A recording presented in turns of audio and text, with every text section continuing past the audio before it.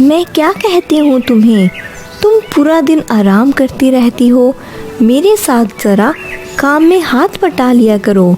आज मैं हूँ, कल मैं नहीं होगी तो तुम क्या करोगी। इसीलिए मैं तुम्हें समझाती रहती हूँ कि तुम मेरे साथ काम करती रहा करो। मैंने तो फैसला भी कर लिया है कि अब से मैं तुम्हारी शादी भी कर देती हूँ। ठीक है मम्मा, मैं अब से आपके साथ काम में हाथ बटाया करूँगी। लेकिन मम्मा, मैं अभी से शादी नहीं करना चाहती हूँ। मेरी अभी उम्र ही क्या हुई है। बेटा, तुम्हारी शादी की उम्र हो गई है, इसीलिए मैं तुम्हें कह रही हूँ तुम अभी शादी कर लो, वरना बाद में अच्छे रिश्ते नहीं आते हैं, फिर उम्र भी निकल जाती है। ठीक है मम्मा, जैसे आप कहोगी मैं उसमें राजी हूँ। आपकी मर्जी, आप जैसे मर्जी कर लो। ठीक है बेटा, फिर मैं तुम्हारे लिए कोई अच्छा रिश्ता तलाश करती हूँ और तुम्हारी शादी कर देती हूँ। फिर अगले दिन टोनी चिड़िया के घर पर उनके मामा जी रिश्ता लेकर आ जाते हैं और टोनी चिड़िया से कहते हैं, अरे अरे आइए मामा जी, कैसे हैं आप लोग। अरे बेटा मानव, तुम बताओ तुम कैसे हो। चिड़िया आंटी, मैं बिल्कुल ठीक हूँ। आप लोग सुनाइए, आप कैसे हैं सब। बेटा टोनी, मैं तुम्हारे पास एक ज़रूरी काम से आया हूँ। मैं अपने बेटे मानव की शादी तुम्हारी बेटी कोमल चिड़िया के साथ करना चाहता हूँ। अरे वाह मामा जी, ये तो आपने बहुत ही अच्छी बात की है। वैसे भी मैं अपनी कोमल चिड़िया के लिए रिश्ता ढूंढ ही रही थी, और आपका बेटा मानव वो तो कितना ज़्यादा अच्छा है और कितना संस्कारी भी है। अरे वाह वाह टोनी बेटी, मुझे तुमसे यही उम्मीद थी। चलो चलो टोनी बेटी, मैं यहाँ पर रुकने के लिए आया हूँ, और जब कोमल चिड़िया की शादी मेरे मानव बेटे से हो जाएगी तो मैं अपनी कोमल बेटी को भी साथ ही ले जाऊँगा। ठीक है मामा जी, बस मैं एक बार अपनी बेटी कोमल चिड़िया से बात कर लूँ, फिर हम कोमल चिड़िया और मानव चिड़े की शादी कर देंगे। चलो अब आप आराम करें, तब तक मैं आप लोगों के लिए कुछ भोजन जमा करके आती हूँ। आप लोग कितनी दूर से सफ़र करके आए हैं, थोड़ा आराम कर लीजिए। फिर टोनी चिड़िया भोजन जमा करने के लिए चली जाती है। कोमल बेटा, तुम यहाँ पर बैठी क्या कर रही हो। मैं तुम्हें कब से इधर उधर ढूंढ रही हूँ। बेटा, मुझे तुमसे एक ज़रूरी बात करनी है। हाँ हाँ मम्मा, आप बोलिए ना, मैं सुन रही हूँ। क्या बात है। कोमल बेटा, मेरे मामा जी आए हैं, और मेरे मामा जी का एक बेटा मानव चिड़ा भी है, और वो बहुत ही ज़्यादा अच्छा और संस्कारी है।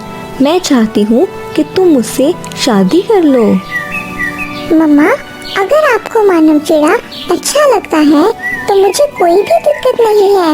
मैं मानव चिड़े से शादी करने के लिए तैयार हूँ।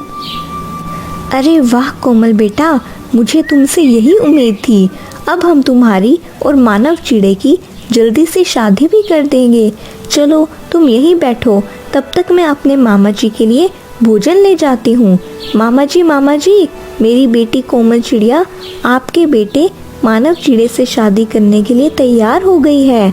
अब हम जल्दी से इन दोनों की शादी करा देते हैं। ठीक है टोनी बेटी, हम इन दोनों की शादी जल्दी से कर देंगे, लेकिन अभी तो शादी के लिए हमें काफ़ी सारे काम करने पड़ेंगे, जैसे कि सारे पक्षियों को शादी पर दावत के लिए बुलाना होगा, और शादी के लिए काफ़ी सारा भोजन भी जमा करना होगा। मामा जी, आप बिल्कुल भी चिंता ना करें, मैं सारे पक्षियों को दावत दे आऊँगी। और हाँ, इस जंगल में सारे पक्षी बहुत ही ज़्यादा अच्छे हैं, वो मेरे साथ शादी के लिए भोजन ढूंढवाने में बहुत ही ज़्यादा मदद करेंगे। मामा जी, आप लोग ये सब बातें छोड़ें और जल्दी से भोजन खा लें। आप लोग कितनी दूर से आए हैं, आप लोगों को भूख भी लग रही होगी। फिर टोनी चिड़िया अपनी बेटी कोमल चिड़िया और मानव चिड़े की शादी की दावत सारे पक्षियों को दे रही होती है। तोते भैया, आप मेरी बेटी कोमल चिड़िया की शादी में आइएगा। मैंने उसकी शादी अपने मामा जी के बेटे मानव चिड़े के साथ तय कर दी है। अरे वाह वाह चिड़िया बहन, हम तो सालों से आपकी बेटी कोमल चिड़िया की शादी का इंतजार कर रहे थे। आखिर वो दिन आ ही गया। हम आपकी बेटी की शादी में जरूर आएंगे। चिड़िया बहन, शादी में तो भोजन की काफी ज्यादा जरूरत पड़ेगी। आप बिल्कुल भी चिंता ना करना, हम सारे पक्षी मिलकर आपके साथ भोजन ढूंढवाएंगे। तो ठीक है तोते भैया, कल हम सारे पक्षी मिलकर एक साथ चलेंगे और शादी के लिए भोजन जमा करेंगे। फिर टोनी चिड़िया कालू कौवे को शादी की दावत देने के लिए चली जाती है। कौवे भैया, रानी कौवी, मैं आपसे एक बात करने आई हूँ। मैं अपनी कोमल चिड़िया की शादी अपने मामा जी के बेटे के साथ कर रही हूँ। आप लोगों को मेरी बेटी कोमल चिड़िया की शादी में ज़रूर आना है। और हाँ, कल सुबह सारे पक्षी एक साथ मिलकर भोजन ढूंढने के लिए जाएंगे। आप लोग भी कल भोजन ढूंढने के लिए आ जाइएगा। अरे, हमने आज तक अपने लिए कभी भी भोजन नहीं जमा किया और हम इस टोनी चिड़िया की बेटी की शादी के लिए भोजन नहीं जमा कर सकते हैं। मैं कोई इस टोनी चिड़िया से बहाना बना देता हूँ। टोनी चिड़िया, हम दोनों को माफ़ कर दो। कल हम दोनों तुम्हारे साथ नहीं दाना जमा करने जा सकते। कल रानी की माँ ने हम दोनों की दावत रखी है, इसीलिए हम दोनों को वहाँ पर जाना पड़ेगा। कोई बात नहीं कौवे भैया, आप माफ़ी मत मांगिए, इसमें आपकी कोई गलती नहीं है। हम सारे पक्षी मिलकर भोजन जमा कर लेंगे। ठीक है, चलो अब मैं चलती हूँ। फिर टोनी चिड़िया वहाँ से चली जाती है। कालू, इस टोनी चिड़िया की बात सुनकर तो मेरे दिमाग में एक शैतानी आइडिया आ गया है। रानी, कब तुम्हारे दिमाग में शैतानी आइडिया नहीं आता है? हर वक्त तो तुम्हारे दिमाग में शैतानी आइडिया भरा ही होता है। अच्छा बताओ, क्या शैतानी आइडिया आया है तुम्हें? कालू, शादी के लिए सारे पक्षी बहुत सारा भोजन जमा करेंगे। अगर हम लोग शादी के दिन वो सारा भोजन चुरा लें तो हमारे मजे आ सकते हैं। रानी, ये क्या कह रही हो? अगर हमने शादी के दिन वो सारा भोजन चोरी कर लिया तो इस तरह वो बेचारी टोनी चिड़िया की तो इज्जत खाक में मिल जाएगी। अरे मेरे भोले कालू, मैं यही तो चाहती हूँ कि उस टोनी चिड़िया की इज्जत खाक में मिला दूँ। वो हर जगह आपको बुरा बनाती है। अब देखो, शादी के दिन मैं उसको कैसे नीचा दिखाती हूँ। देख लो रानी, बाद में पकड़े जाने के बाद मुझे मत कहना कि इसमें सारा कसूर मेरा है। अरे कालू, नहीं कहूँगी तुम्हें कुछ। बस जैसे जैसे मैं तुम्हें कहूँ वैसे ही करते जाना और फिर हम सारा भोजन उस दिन चुरा लेंगे। फिर रानी कौवी अपना आइडिया उस कालू कौवे को बताने लगती है। अगले दिन सारे पक्षी बहुत ही मेहनत कर कर शादी के लिए भोजन ढूंढने लगते हैं और आखिर शाम होने तक वो सारे पक्षी काफ़ी सारा भोजन इकट्ठा कर लेते हैं। अरे वाह टोनी बेटा, ये तुम्हारे जंगल के सारे पक्षी तो बहुत ही ज़्यादा अच्छे हैं। देखो, एक दिन में इन सारे पक्षियों ने शादी के लिए कितना सारा भोजन इकट्ठा कर लिया है। मामा जी, अब शादी के लिए सारे इंतज़ाम हो चुके हैं। अब हम कोमल चिड़िया और मानव चिड़े की शादी कल कर देंगे। चलो सारे पक्षियों, अब तुम लोग बहुत ही ज़्यादा थक गए होगे। अब तुम लोग अपने घोंसले में जाकर आराम कर लो और कल मेरी बेटी कोमल चिड़िया की शादी में आ जाना। फिर सारे पक्षी अपने अपने घोंसलों में जाकर आराम करने लगते हैं। फिर अगले दिन का सूरज निकल जाता है। सारे पक्षी शादी में आ जाते हैं और उस दिन तो काफ़ी ज़्यादा धूम धड़क्का हो रहा होता है। सारे पक्षी भी बहुत ही ज़्यादा खुश होते हैं। कुछ देर में उस कोमल चिड़िया की शादी मानव चिड़े के साथ हो जाती है। कोमल चिड़िया बहुत ही ज़्यादा खुश हो जाती है। अरे चिड़िया बहन, मैं ज़रा अपने घोंसले में अंडों को देखकर आता हूँ। तब तक आप लोग मज़ा करो। ठीक है तोते भैया, पर जल्दी आ जाइएगा, अब बस भोजन लगने ही वाला है। इतना कहकर वो तोता अपने घोंसले में चला जाता है। कालू, अब भोजन लगने ही वाला है। भोजन लगे इससे पहले हमें सारा भोजन चुरा लेना चाहिए।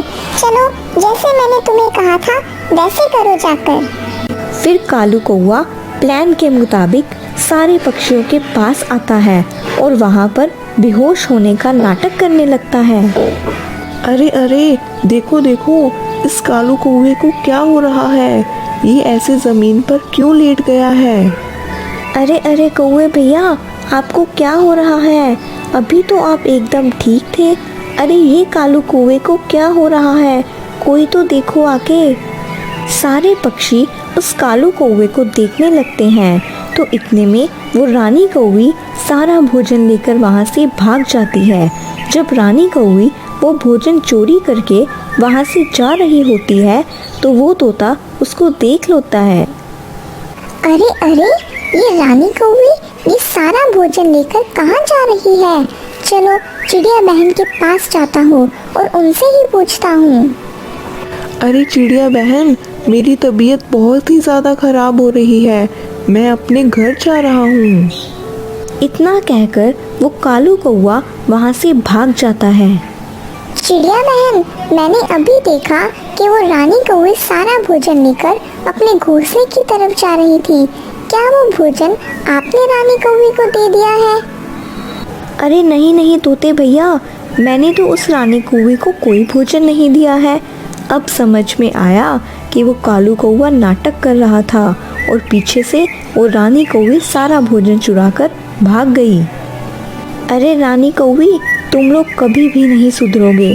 तुम लोगों ने इस बार भी शादी में सारा भोजन चोरी कर लिया। चलो सारे पक्षियों, हम लोग ये सारा भोजन लेकर वापस चलते हैं। और हाँ, अब से तुम लोगों की यही सजा है कि तुम लोग इस शादी का भोजन नहीं खाओगे और भूखे ही रहोगे। फिर सारे पक्षी वहाँ से भोजन लेकर चले जाते हैं और कालू कौवा और रानी कौवी बहुत ही ज़्यादा शर्मिंदा हो जाते हैं और उस दिन भूखे ही रहते हैं। एक काफ़ी हरे भरे सुंदर से जंगल में एक पेड़ पर एक टोनी चिड़िया रहती थी। टोनी चिड़िया के सामने वाले पेड़ पर एक कालू कौवा रहता था। कालू कौवे का एक बेटा राजू कौवा भी था। टोनी चिड़िया ने अभी कुछ दिन पहले ही 2 अंडे दिए होते हैं। टोनी चिड़िया उन दोनों अंडों का अपने से ज़्यादा ख्याल रखती थी। चीलू, मुझे दाना ढूंढने जाना है। तब तक मैं कौवे भैया को कह देती हूँ कि वह मेरे अंडों का ध्यान रखें। फिर टोनी चिड़िया कालू कौवे के पास जाती है। कौवे भैया, मैं भोजन ढूंढने जा रही हूँ। आप तब तक मेरे अंडों का ध्यान रखिएगा। मैं आपके और आपके बेटे राजू कौवे के लिए भी भोजन तलाश करके लाऊंगी। बस तब तक आप मेरे अंडों का अच्छे से ध्यान रखना। हाँ हाँ टोनी चिड़िया, तुम जाओ, मैं तुम्हारे अंडों का अच्छे से ध्यान रखूंगा। लेकिन हाँ, मेरे लिए भी भोजन ढूंढ कर लाना। ऐसा मत करना कि तुम अपने बच्चों के लिए ही भोजन ले आओ और मेरे लिए भोजन लाना ही भूल जाओ। अरे नहीं नहीं कौवे भैया, मैंने इससे पहले आपके साथ ऐसा किया है जो आज करूँगी। आप चिंता मत कीजिए, मैं आपके लिए भी भोजन ढूंढ कर लाऊंगी। इतना कहकर वह टोनी चिड़िया भोजन की तलाश में चली जाती है। फिर टोनी चिड़िया के जाते ही टोनी चिड़िया के घोंसले में जो 2 अंडे रखे होते हैं वह दोनों काफ़ी ज़ोर ज़ोर से हिलने लगते हैं और यह सब कुछ कालू कौवा भी देख रहा होता है। अरे, यह चिड़िया के अंडे तो काफ़ी ज़ोरों से हिल रहे हैं। इसका मतलब चिड़िया के बच्चे बाहर आने ही वाले हैं। चलो चिड़िया के घोंसले में चला जाता हूँ। कहीं ऐसा ना हो कि चिड़िया के बच्चे अंडों में से निकलकर डायरेक्ट घोंसलों से बाहर नीचे ही गिर जाएं। ऐसे तो वह चिड़िया मुझे छोड़ेगी नहीं। चलो चलो, जल्दी से उस घोंसले में चला जाता हूँ। फिर कालू कौवा टोनी चिड़िया के घोंसले में आ जाता है। कुछ देर के बाद वे दोनों अंडे फूट जाते हैं और उन दोनों अंडों में से छोटी छोटी सी चिड़ियाएं निकलती हैं। अरे वाह, इस टोनी चिड़िया की दोनों चिड़िया कितनी ज़्यादा सुंदर है। और एक मेरा कालू था, जब छोटा था तब भी काला था और अब बड़ा है अब भी काला है। पता नहीं ये कोई इतने बदसूरत क्यों होते हैं। फिर थोड़ी देर में टोनी चिड़िया भोजन जमा करके अपने घोंसले में आ जाती है। अरे वाह, मेरी दोनों छोटी चिड़ियाएं अंडों से बाहर आ गई हैं। कितनी सुंदर हैं यह दोनों। कोए भैया, आपका बहुत बहुत शुक्रिया कि आपने मेरी इन दोनों चिड़ियाओं का ध्यान रखा। मैं आपके लिए भोजन लेकर आई हूँ, आप अपना भोजन ले लीजिए। फिर कालू कौआ अपना भोजन लेकर अपने घोंसले में चला जाता है। अरे वाह वाह, तुम दोनों कितनी सुंदर लग रही हो। तुम दोनों अंडों में से निकल गई हो। अब मुझे कोई भी चिंता नहीं है। चलो, तुम दोनों को बहुत भूख लग रही होगी। मैं तुम दोनों को भोजन खिला देती हूँ और फिर तुम दोनों सो जाना। अरे वाह वाह, इस टोनी चिड़िया की वजह से तो मुझे रोज़ाना मुफ्त का भोजन मिलता है, वरना मुझ में इतनी कहाँ क्षमता कि मैं रोज़ाना अपने और राजू के लिए भोजन तलाश करता फिरूं। रोज़ाना टोनी चिड़िया के पास कोई ना कोई पक्षी बधाई देने के लिए आता और बधाई देने के साथ साथ थोड़ा बहुत भोजन भी देकर चला जाता, जिसकी वजह से उस टोनी चिड़िया के पास भोजन जमा हो जाता है। और वहीं उस कालू कौवे को खाने के लिए भोजन नहीं मिल रहा था, क्योंकि टोनी चिड़िया 2 दिन से अपने बच्चों को कालू कौवे के पास छोड़कर नहीं गई। ये टोनी चिड़िया के पास तो कितना सारा भोजन आ गया है। इसकी वजह से यह टोनी चिड़िया भोजन जमा करने भी नहीं जाती है। अब मैं क्या करूं? मैं 2 दिन से भूखा हूं। चलो, चिड़िया बहन के पास जाता हूं और उनसे ही थोड़ा बहुत भोजन मांगकर खा लेता हूं। फिर कालू कौवा टोनी चिड़िया के पास जाता है। देखो टोनी चिड़िया, साफ सीधी सी बात है, तुम रोजाना अपने बच्चों को मेरे भरोसे छोड़कर जाती थी और उसके बदले में तुम मुझे भोजन भी दिया करती थी, लेकिन आजकल तुम भोजन जमा करने जा ही नहीं रही हो। अरे कौवे भैया, आप दोनों 2 दिन से भूखे हैं और आपने मुझे बताया भी नहीं। अगर आप लोग मुझसे कल ही भोजन मांग लेते तो मैं आप लोगों को दे देती। आप लोग चिंता मत कीजिए, मैं आपको थोड़ा सा भोजन दे देती हूँ। फिर आप और आपका राजू आराम से मिलकर भोजन खा लीजिएगा। फिर कुछ दिन ऐसे ही बीत जाते। फिर एक दिन काफ़ी तेज़ बारिश होना शुरू हो जाती है और वहीं वह टोनी चिड़िया और उसकी दोनों छोटी चिड़ियाएँ तीनों बारिश में भीग रही होती हैं, लेकिन टोनी चिड़िया के पास बारिश से बचने के लिए कोई भी जगह नहीं होती है। अरे यह क्या हो गया? इतनी तेज़ बारिश शुरू हो गई। मेरी दोनों छोटी चिड़ियाएँ भी बारिश में भीग रही हैं। अगर ज़्यादा तेज़ बारिश होती रही तो मेरी दोनों छोटी चिड़ियाएँ बीमार हो जाएंगी। मुझे जल्दी से कुछ करना पड़ेगा। अरे यह बारिश कितनी तेज हो रही है, मुझे तो बहुत तेज सर्दी लग रही है। अरे मैं क्या करूं? यह टोनी चिड़िया तो बारिश में भीग रही है, ज़रूर यह कुछ ना कुछ करेगी। यह बहुत मेहनती है। यह टोनी चिड़िया बारिश से बचने के लिए कोई ना कोई तो घोंसला बनाएगी जिसमें यह बारिश के दिन काट सके। मैं भी इस टोनी चिड़िया के साथ उसी घोंसले में रह लूँगा। कालू कौवा टोनी चिड़िया के आश्रय पे बैठा होता है और टोनी चिड़िया बहुत ही ज़्यादा चिंतित हो जाती है। अरे अरे, यह बारिश तो और बढ़ती जा रही है और सर्दी भी कितनी हो रही है। मेरी दोनों छोटी चिड़ियाएँ तो बीमार ही हो जाएंगी। मुझे जल्दी ही कुछ ना कुछ करना पड़ेगा। फिर टोनी चिड़िया बारिश से बचने के लिए कुछ न कुछ ढूंढने के लिए चली जाती है। फिर टोनी चिड़िया बारिश से बचने के लिए कोई न कोई जगह तलाश कर रही होती है, तो टोनी चिड़िया को सामने ही ज़मीन पर एक छाता पड़ा हुआ दिखता है। टोनी चिड़िया झट से उस छाते के पास आ जाती है। वाह भाई वाह, यह चीज़ तो बहुत ही ज़बरदस्त है। इसको मैं अगर अपने घोंसले के ऊपर लगा लूँ तो हम बारिश से बच सकते हैं। चलो जल्दी से इसको अपने घोंसले में ले जाती हूँ। फिर टोनी चिड़िया उस छाते को अपने साथ घोंसले में ले जाती है। टोनी चिड़िया अपने घोंसले के पास वह छाता लगा देती है और अब तो टोनी चिड़िया और उसकी दोनों छोटी चिड़ियाएँ बारिश से बच चुकी होती हैं।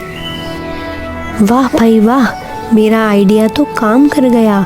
यह बारिश अब मुझे कोई चिंता नहीं होगी। बारिश की एक बूंद भी मेरे घोंसले में नहीं आ रही है। वाह भाई वाह, इस टोनी चिड़िया ने अपने घोंसले के पास यह क्या चीज़ लगा ली है जिससे इसके घोंसले में एक भी बारिश की बूंद नहीं जा रही। चलो इस टोनी चिड़िया के पास जाता हूँ। फिर कालू कौआ टोनी चिड़िया के पास जाता है। अरे टोनी चिड़िया, यह तुमने अपने घोंसले के ऊपर क्या लगा लिया है? यह तो बहुत ही ज़बरदस्त चीज़ है। अब तो तुम्हारे घोंसले में एक भी बारिश की बूंद नहीं आ रही है। टोनी चिड़िया, तुम मुझे और मेरे राजू को अपने घोंसले में जगह दे दो जब तक कि बारिश नहीं रुक जाती। हम दोनों को बहुत सर्दी लग रही है। हाँ कौवे भैया, यह मुझे रास्ते से ही मिल गया था, इसीलिए इसको मैंने अपने घोंसले के साथ लगा लिया है। अब मैं सुकून से अपने घोंसले में आराम कर रही थी। कौवे भैया, साफ सी बात है, मेरे घोंसले में इतनी जगह नहीं है कि मैं आपको और आपके राजू को जगह दे दूँ। आप एक काम कीजिए, आप जाकर ढूंढिए, क्या पता आपको बारिश से बचने के लिए कोई ना कोई चीज़ मिल जाए। फिर कालू कौआ उदास होकर अपने घोंसले में आ जाता है। अरे, खाने के लिए तो भोजन खत्म हो गया है। लगता है मुझे भोजन जमा करने के लिए जाना पड़ेगा। अरे, तुम दोनों यही रहना, मैं ज़रा अभी भोजन ढूंढ कर आती हूँ। तुम लोग कहीं पर भी मत जाना। फिर टोनी चिड़िया बाहर भोजन की तलाश में चली जाती है और वहीं वह कालू कौआ भी टोनी चिड़िया को जाते हुए देख लेता है। चलो, यह टोनी चिड़िया तो कहीं पर चली गई। चलो, इसने अपने घोंसले पर जो चीज़ लगाई है इसको निकालकर अपने घोंसले में लगा लेता हूँ। फिर मैं भी बारिश से बच सकूँगा। फिर जब वह आएगी तो देखा जाएगा। फिर कालू कौआ वह छाता अपने घोंसले में लगा लेता है और खुद आराम से अपने घोंसले में बैठा हुआ होता है। फिर जब टोनी चिड़िया अपने घोंसले में वापस आती है तो टोनी चिड़िया देखती है कि उसकी दोनों छोटी चिड़ियाएँ बारिश में भीग रही होती हैं। फिर टोनी चिड़िया देखती है कि कालू कौवे ने वह छाता अपने घोंसले में लगाया हुआ होता है, तो टोनी चिड़िया उस कालू कौवे के पास जाती है। कौवे भैया, यह आपने बिल्कुल भी ठीक नहीं किया। आपने यह चीज़ मेरे घोंसले से निकालकर अपने घोंसले में लगा लिया है। चलो, मुझे यह चीज़ वापस कर दो। अरे टोनी चिड़िया, यह चीज़ मैंने तुम्हारे घोंसले से नहीं निकाली है, बल्कि यह तो हवा के साथ उड़ रही थी। फिर मैंने बड़ी मुश्किल से इसे ढूंढा और लाकर अपने घोंसले में लगा लिया। फिर टोनी चिड़िया अपनी दोनों छोटी चिड़ियाएँ को लेकर वहाँ से चली जाती है। फिर टोनी चिड़िया एक पेड़ के अंदर बैठी होती है। उस पेड़ में काफ़ी बड़ा सुराख होता है, जिसकी वजह से उस पेड़ में बारिश की एक भी बूंद नहीं जा रही होती। फिर जब चील अपने घोंसले में वापस आती है तो वह चील देखती है कि उसने बारिश से बचने के लिए अपने घोंसले में छाता लगाया होता है। वह छाता अब उसके घोंसले में नहीं होता। अरे, यह क्या?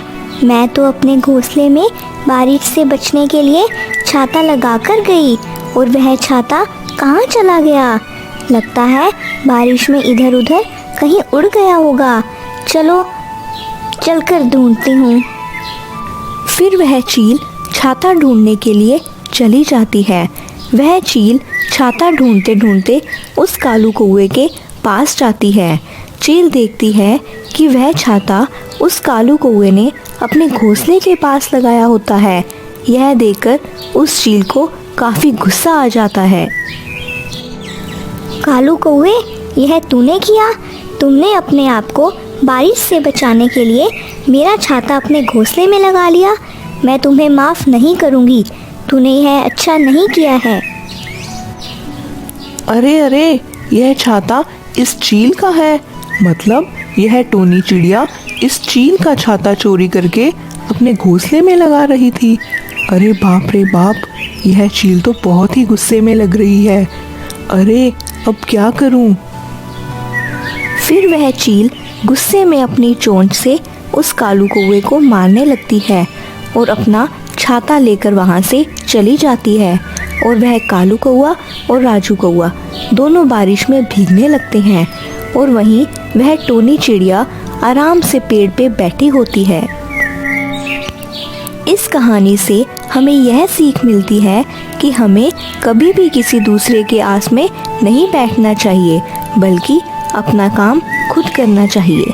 अगर आपको हमारी स्टोरी अच्छी लगी तो चैनल को सब्सक्राइब करना मत भूलिएगा।